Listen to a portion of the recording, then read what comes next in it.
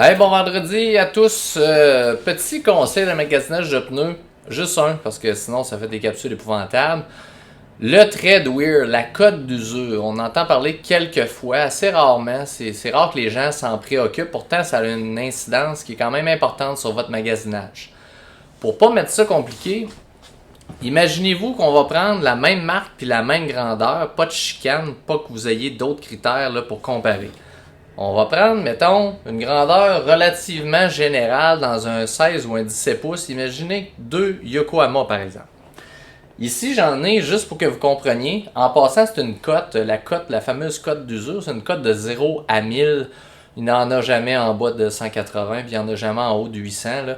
Le but, c'est plus le chiffre est élevé, plus c'est un pneu durable. Plus la cote est basse, plus il use vite, probablement et logiquement, avec une adhérence supérieure quand on parle de vraies bonnes marques.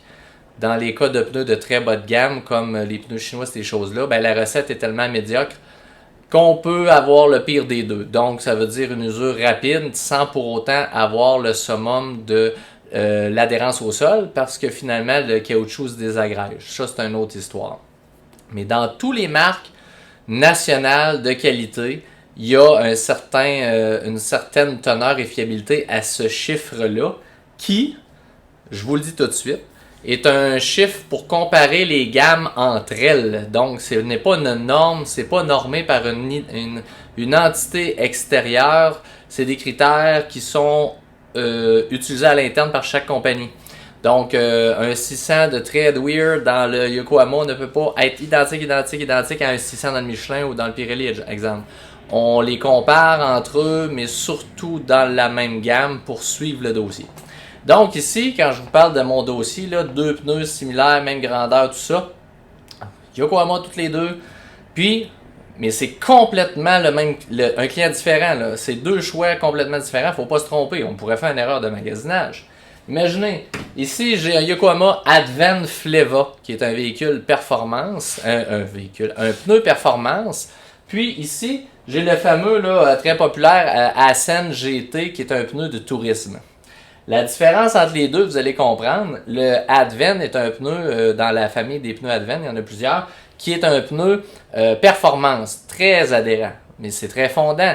Puis, dans son cas, à lui, on a une cote d'usure qui est identifiée. D'ailleurs, elle est gravée sur le côté du pneu, on peut la voir facilement. Si vous passez dans le coin, je pourrais vous le montrer.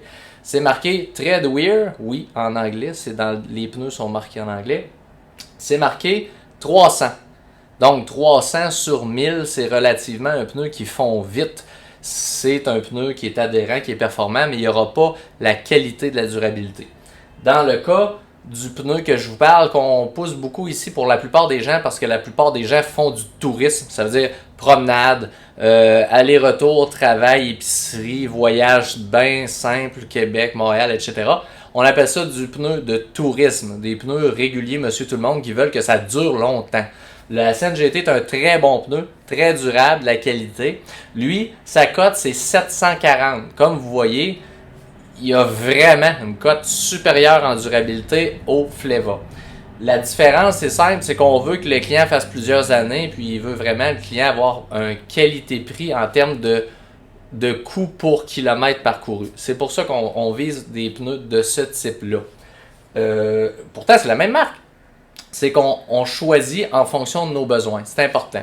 Dans le domaine, vous pourrez comparer de cette façon-là pour vous en sortir lors d'un magasinage. Puis ça pourra vous donner une idée. Ouais, 540 ou 400. Hop, on est en train d'aller vers un pneu plus fondant. Mais là, ça peut vous aider à choisir. En tout cas, faites-vous conseiller. Mais vous comprenez, on est capable un peu d'interpréter ou de deviner que ce pneu-là est destiné à un usage particulier. Donc aujourd'hui, c'était ça. C'était pour vous parler de la fameuse cote d'usure, puis que quelqu'un qui a vraiment des besoins de durabilité, il peut s'aiguiller grâce à cette norme-là qui est toujours affichée, toujours gravée sur le pneu. Donc, si vous avez aimé ça, n'hésitez pas. Nous, on fonctionne au partage et c'est avec ces vidéos-là qu'on peut un peu se faire connaître, hein, des petits garages comme nous. Donc, CertiPro, ça nous aide vraiment. C'est comme ça qu'on vit, où on peut, de façon économique, être vu sur le marché. Puis, vous le savez, on vend des pneus puis on essaie de conseiller les clients au mieux possible. N'oubliez pas, on veut les avoir, les clients, pour justement profiter du commerce, du retour, de la satisfaction des gens. Fait que forcément, on veut toujours conseiller nos gens adéquatement. Mais en même temps, comme je vous dis, un petit partage de temps en temps, ça fait du bien. Bon vendredi, salut, bye.